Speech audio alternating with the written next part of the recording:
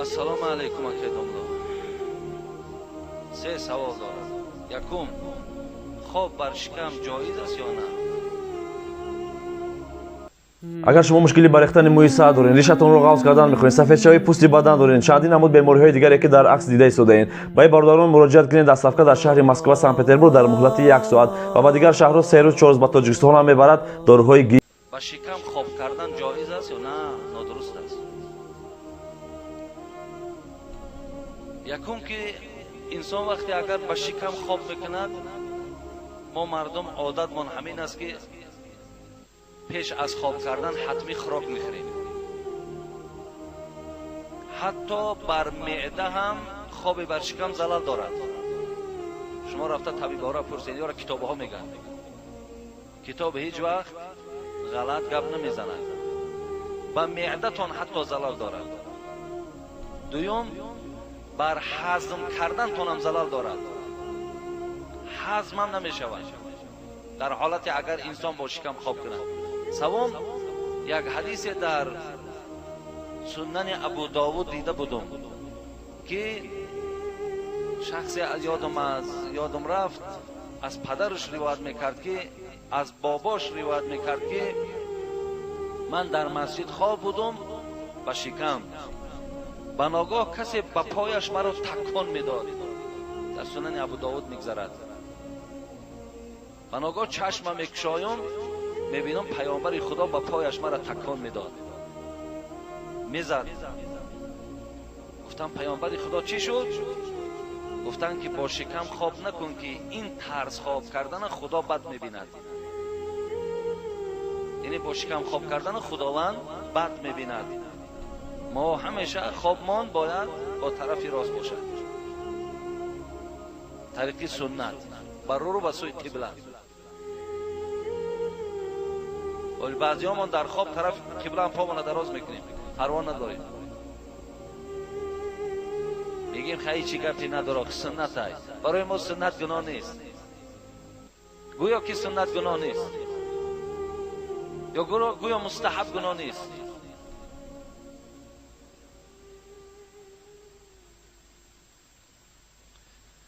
дуюм, дар вақти никоҳ мулло ҳақ дорад ки зангирро аз калимаи шаҳодат пурсад. бале, ҳақ дорад. бози тари муллоҳо ҳам ку боқӣ намондааст ки пурсад, мисол ҳамо шаҳра гӯем аз калимаи шаҳодат. ай бай ки тира дар ҳамин синни соли 18-19 калимаи шаҳодат пурсад. ин барои он мепурсад ки ту боре дар забонат калимаи шаҳодатро нагуфтӣ. дар 18 солагӣ ту бояд оли тафсир бихонӣ ва ҳадис бихонӣ. дар 18 солагӣ бояд ту ҳофизи қуръон бошӣ. ту калимаи шаҳодатро намедонӣ ё калимаи таyyibаро намедонӣ. ӯ мепурсад ки ку ҳамин калимаи шаҳодат аз калимаи тayyiba чӣ фарқ дорад? кани калимаи шаҳодат аз калимаи tayyiba ҷудо кун.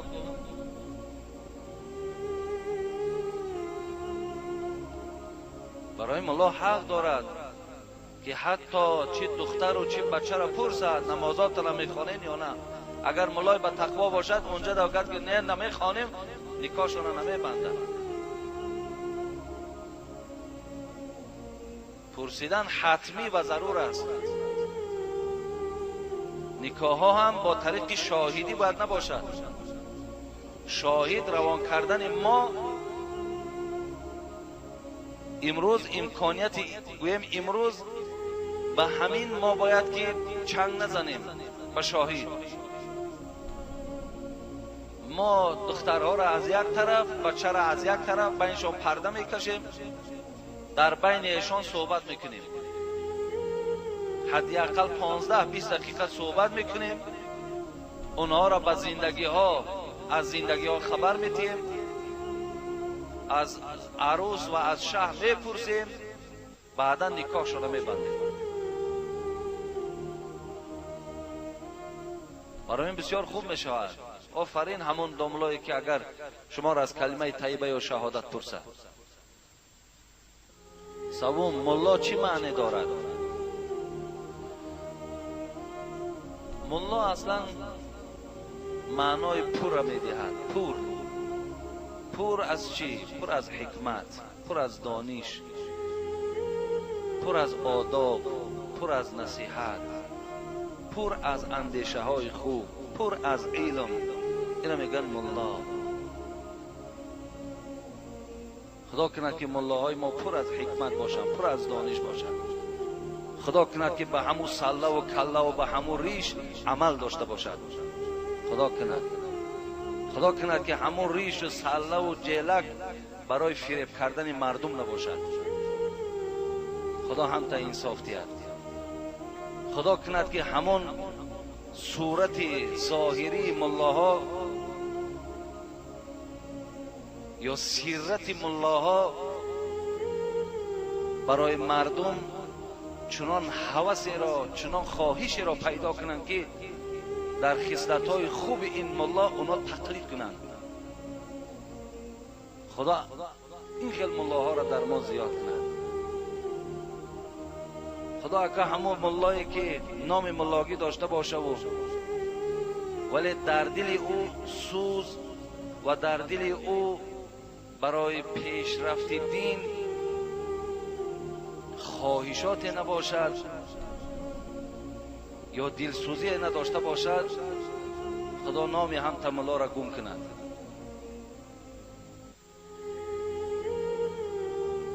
ملا معناش علمین است برادر عزیز. پر از حکمت، پر از علم، پر از دانش، پر از حقیقت. در صورت ملا فریب دادن مردم این ضرر دین است. پیامبرمان گفتن از دجال نمی ترسون. دجالی که ببین تمام بنده های خدا را همه را در گمراهی میکشد، نمی ترسون، ولی از دجال های امت خود می ترسون. گفتن دجال های امت تو کیست؟ گفتن پیشواهایی که مردم را گمراه میکنند، از آنها می ترسون. پیشوا باشیم سبب گمراه کردن مردم شویم. این بسیار به خدا بدبختی کلانی هست، بسیار بسیار.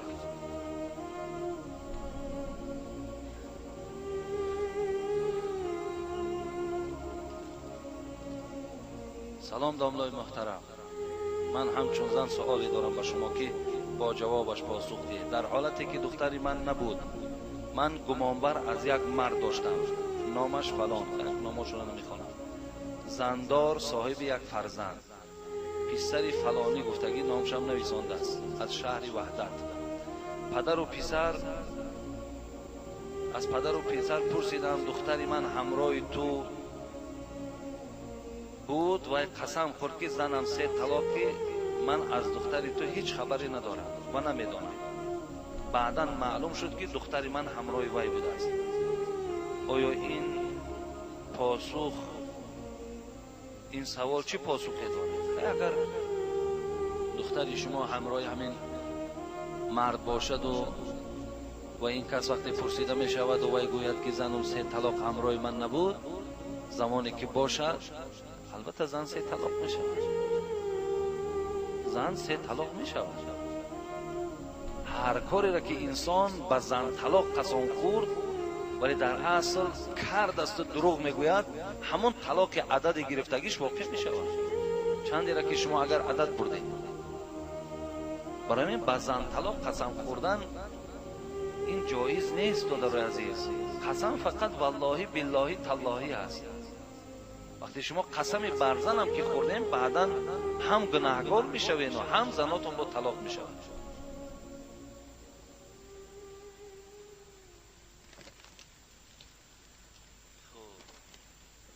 داملای عزیز،